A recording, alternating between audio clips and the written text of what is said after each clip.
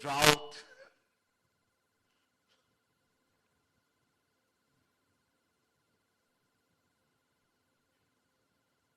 It's divine. This is a law. Someone listen to us, they do what we want. You see it in your own home. When the husband does everything the wife wants, or the wife does everything the husband wants, oh, I love you so much. Oh, I'm so blessed. Oh, this husband is a wife like Lakshmi. My husband is Vishnu, Devata. And the husband doesn't do what the wife wants, or does something opposite. She has doubt he's like another lady. Oh!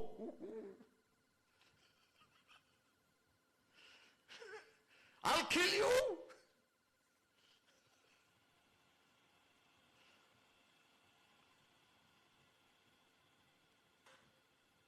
So,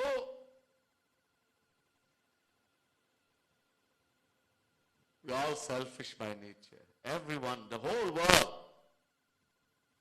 everyone is selfish.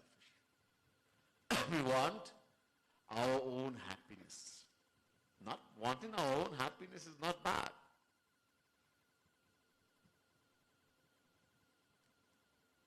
My Guru, Jagar Guru Tab, Shri Kripalu Mahaprabhu, one of the pads he's written in Premnas Madira, Siddhant Madhuri, Joi Swarath Pehchan Dhanya Soi,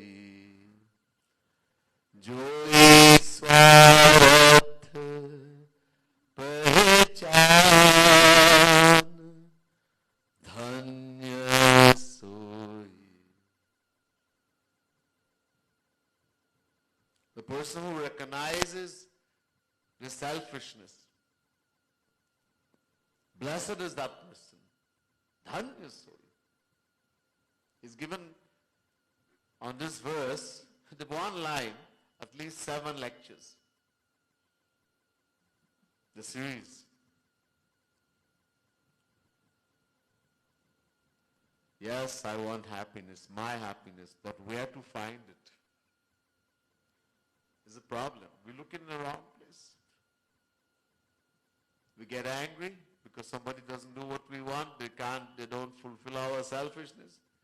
Nobody can give it. Nobody can do it. What we're looking for, no one in the world can give. What are we looking for? Happiness. This happiness is a divine thing. What we call happiness in the world is not happiness. Something is given happiness. Now, next moment is getting sad, sorrow from the same thing.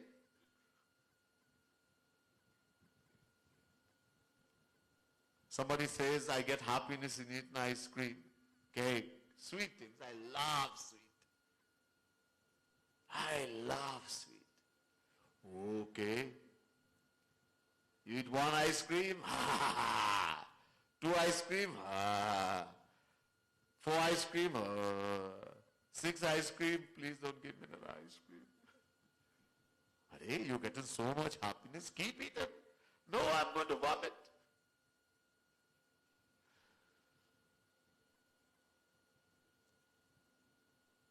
What thing is there in the world that gives happiness and a light to everyone and all the time? The same happiness you got in the beginning, at least in the end, get the same happiness or keep increasing. There's nothing, no one in the world can do that. Somebody says, we get happiness in drinking water. Nice, cold water. It's a hot summer day. In the winter, in the summer, in the hot season. Nice glass of cold water. Drink the first glass of cold water. Second glass. Fourth glass. Sixth glass. Please don't give me any more water. Arey bhai, you're getting so much happiness. Keep drinking. You want to kill me?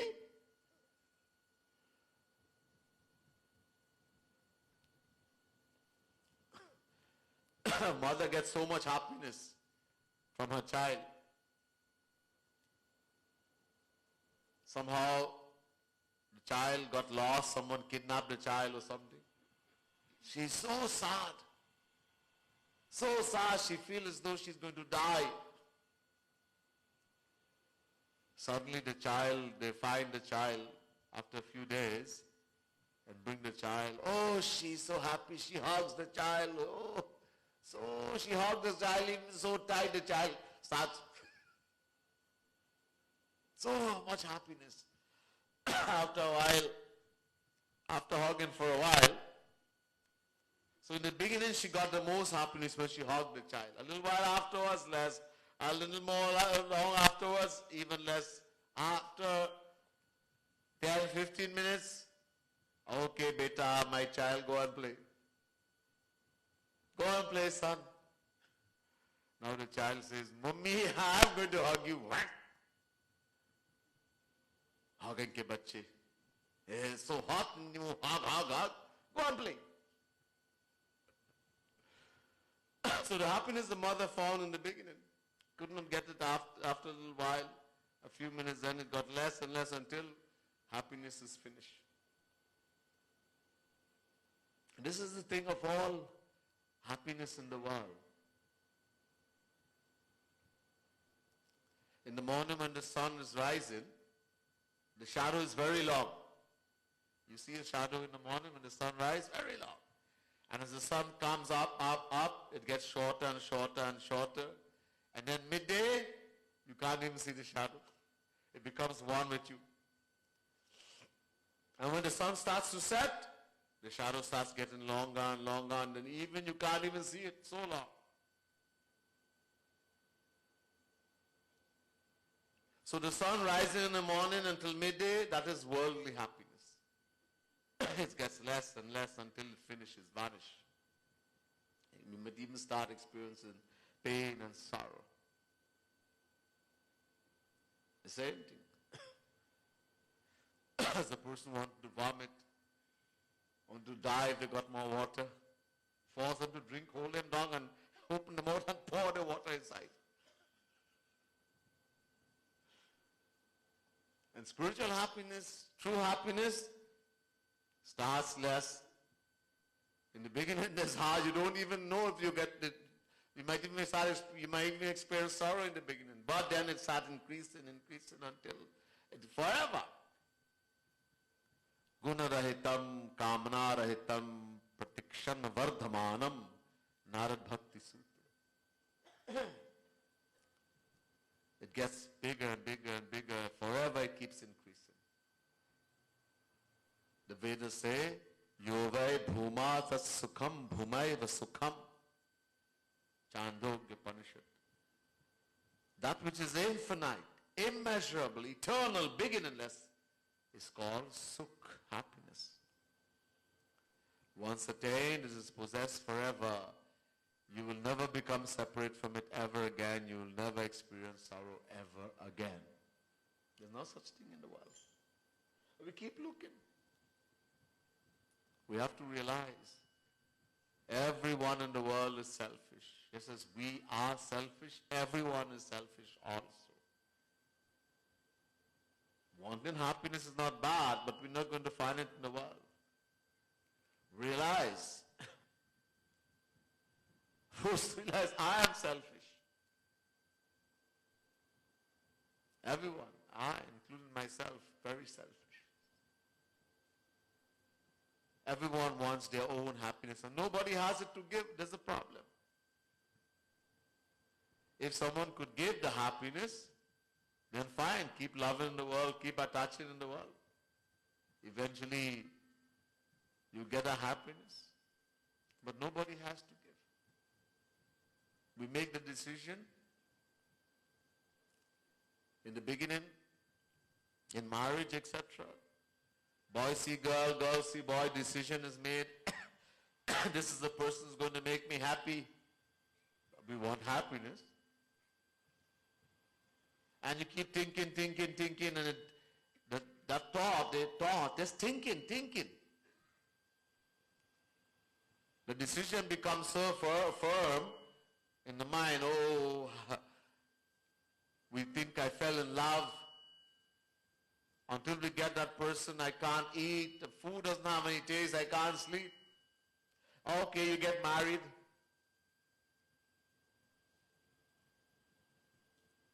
Bring the wife home. In the beginning, she's very shy, especially long ago. Shy, coy, soft-spoken. Everybody says, Lakshmi has come in the house. People come to see, they want to see the new bride. People come as though she's a princess. After a while, the whole tune changes. The mother-in-law abuses her, starts abusing her. And if a neighbor is told, oh, my daughter-in-law is sick, please come and see her. But she's some princess. Until the point may even come one day, the husband says, the day I married you, I ruined my whole life. And the wife says the same. You might say it from the mouth, but what do you think? I have some paradise in you. Everybody experience. Yeah. We make it work somehow because there's children. There is, things we think about society, about children. All right, we compromise.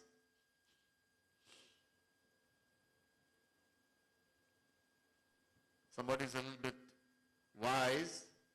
Another person is quarreling, saying something, stay quiet. It takes two hands to clap. One remain quiet, no argument, no fight. But one person says something and the other one says, Acha, you can say, I'll tell you this.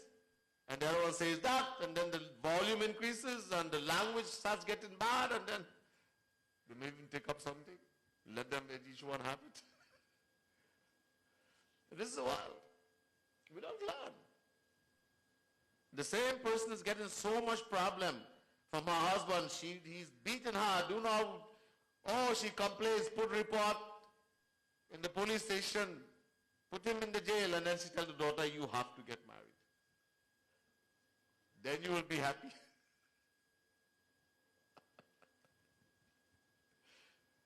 The decision is there, firm. I didn't get it, but you will get it. I didn't find the right one yet. What nowadays? Divorce? Try one, it didn't work, okay, no problem. Next one. Didn't work, okay, next one. You keep changing. In places like Hollywood and these places, like 10, 20 times they get divorced. Somebody didn't divorce one or two times, at least something is wrong with you. In the Western world. Because the decision is there must be somebody who will make me happy, who will give me happiness, will fulfill my selfishness. And not because we want happiness, but we're looking in the wrong place. How are we going to find it? What about the statement that only Hari Guru, God and the saints can love others for the sake? We'll look at that a little bit, we'll do a bhajan.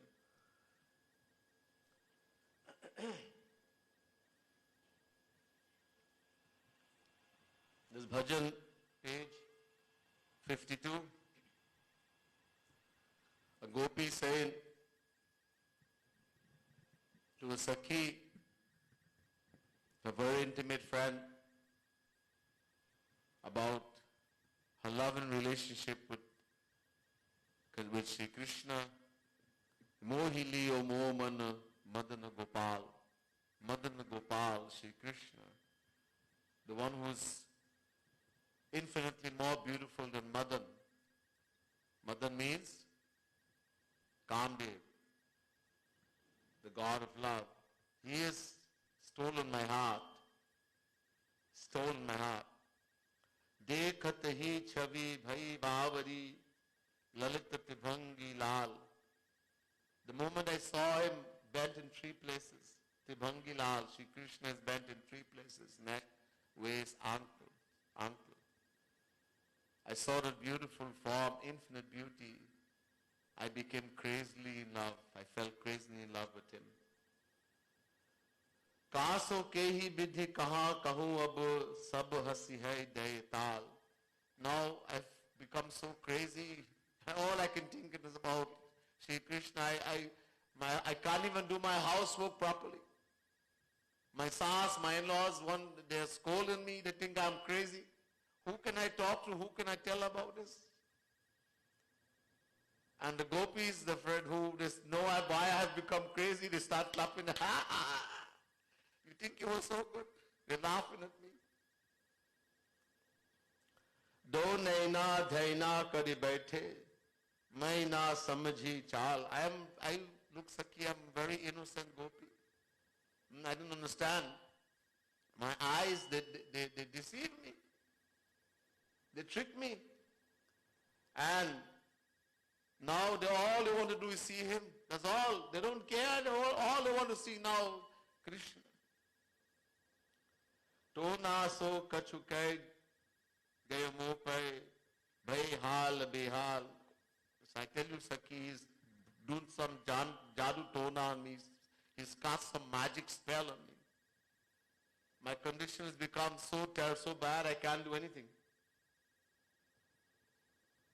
तुम कृपालु निज भाग सराहिया पसन न जो यही जाल. So it's only for the benefit.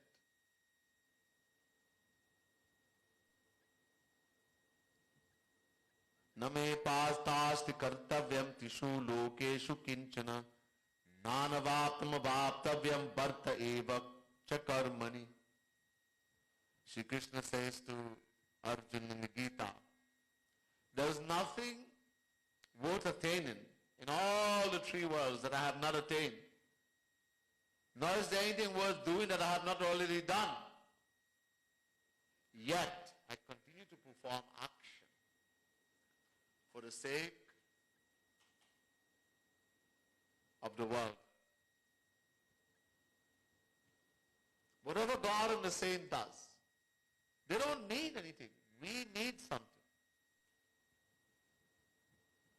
Until unless we have attained that true eternal happiness, every action we perform, number one, we can't remain inactive even for a moment. Nahi kashchit kshanamapi jatu tisthatya karma krit.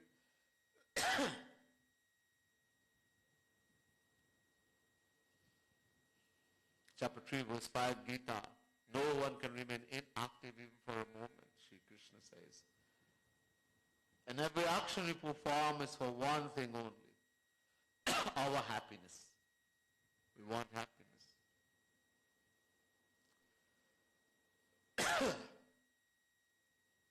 We've always been searching.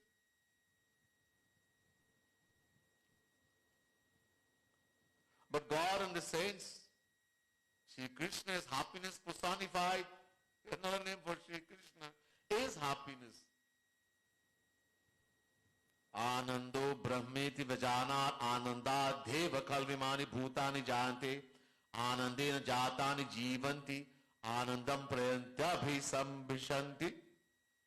Taittiriya Upanishad, chapter 3, verse 6.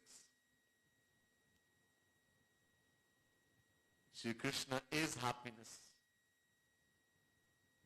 He is Anand, bliss, happiness. From happiness alone the entire universe comes into being. Happiness is that by which this universe is sustained, and happiness is that into which we merge upon that.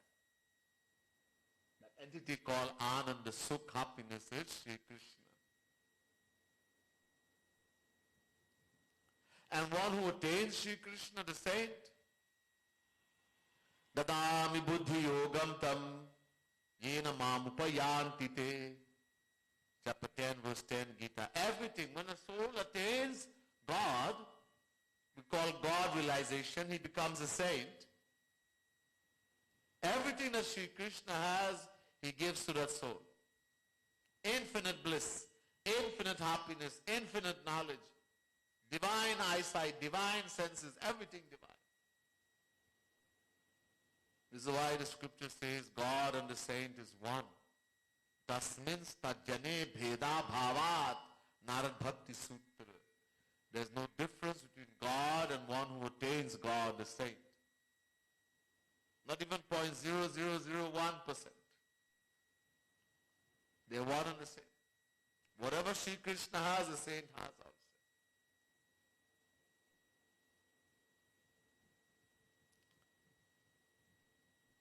But they come in the world. Sri Krishna descends, he comes in the world. Saints come again and again in the world. What do they get when they come here? When God and the saints come in the world, what do they get? We follow them and we jump and we celebrate and praise them? No. Look at history. Whenever saints have come in this world, what did the world do? We curse, criticize, abuse, poison, crucify, give them a bad name, throw them in jail. What did we not do?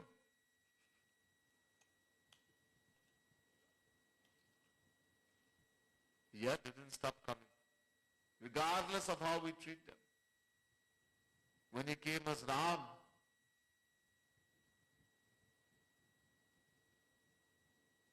even in Ayodhya, there are so many Ramayans and all of them are unanimous in the view that everyone who lived in Ayodhya during the reign of Lord Ram, his descent in the world, was saints. God realized. Yet a dhobi, a washerman, who is supposed to be, God realizes, did not desist from abusing and accusing Sri Ram for accepting back Sita as his wife after she had lived in the home of another man. Everyone knew that Bhagwan Sri Ram had put Sita to the test of the fire, Agni Pariksha, to prove her purity. In spite of that, the dhobi who was supposed to be, God realized, did not desist from abusing and accusing the Lord of the universe. When he came as Krishna, oh Bhagwan, playboy, cowboy, all kinds of names and abuse, flirt, you name it.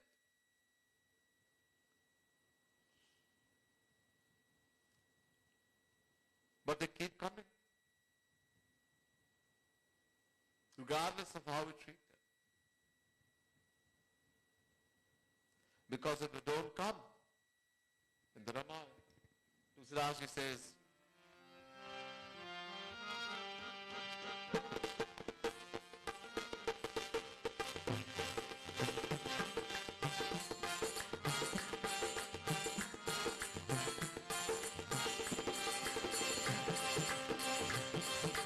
भक्त हेतु भगवान प्रभु राम धरऊ तनु भूप हो रामा राम धरऊ तनु भूप किए चरित पावन परम प्राकृत नर अनुरूप हो रामा प्राकृत नर अनुरूप सियावर रामचंद्र कर जय शरणम शंकर हरिओम जय जय सिया राम जय जय सिया राम जय जय Siya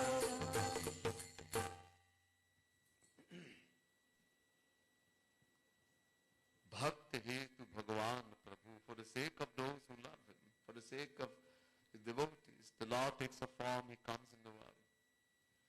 Every action he performs is supremely sacred, purified, but prakrit nara anurup, he behaves like an ordinary man. When he comes as Bhagwan, जाकी रही भावना जैसी प्रभु मूर्ति देखी तीन तैसी. Not everyone benefits. When we see divine entities, God and the saint, how we are on the inside, we see them in the same way. Avajananti mamurha manushim tanumashitam param bhavam ajananto mama bhuta maheshwaram. Chapter 9 verse 11 Gita. Shri Krishna says, unaware of my divine nature, that I am God. Ignorant human beings under the control of Maya, we people, we mistake him for an ordinary human being like ourselves with all the defects and shortcomings. We judge. Nobody benefits when God descends in the world. But he comes. So when he leaves, the saints will take the Supreme Lord has come and acted in this manner, like just like an ordinary child son. Shri Krishna is carrying the Charan Paduka of Nanda Baba on his head, his wooden slippers. They're obeying their parents, getting married, having children, just like in the world. That's Supreme Lord.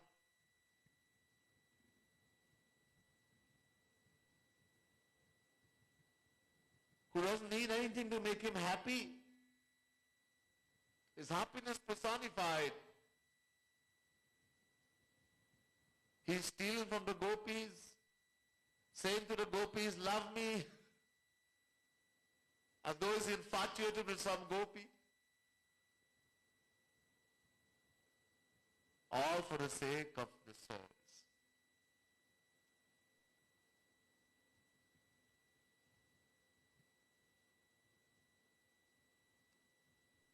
They are causelessly merciful.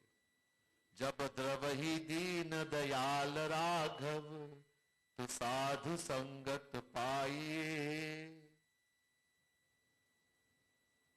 When God will shower his grace alone, we'll meet a true saint. If he doesn't shower his grace, no one will meet a saint. No one will be able to become free from Maya. One of the biggest grace God can shower on the soul is that he helps us to meet a true saint, the true Guru.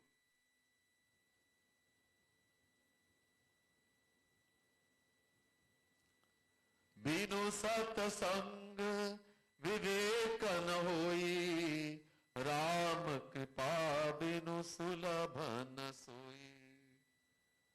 Only when we associate with a true saint, that is the satsang, we'll acquire true knowledge.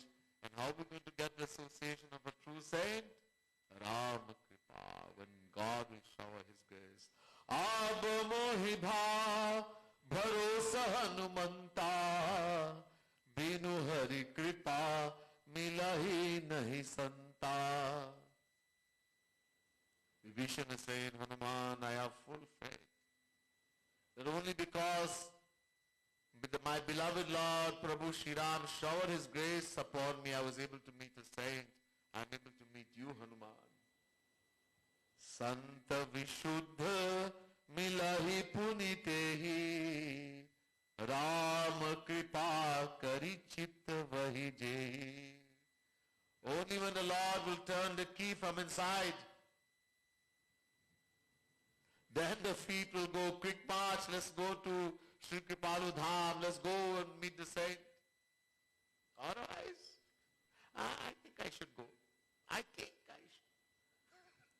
All kind of excuse you'll make not to go. Not easy.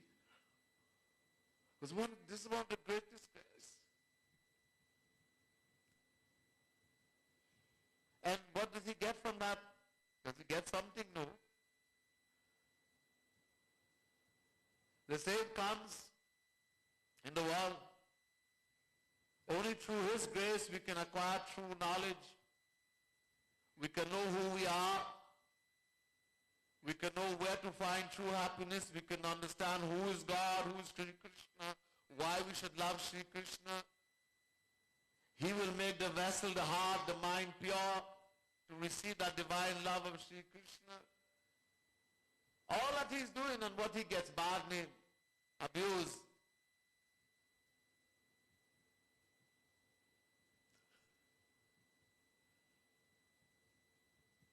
Why does he come? If not causelessly merciful. Tushraji says in the Ramayana,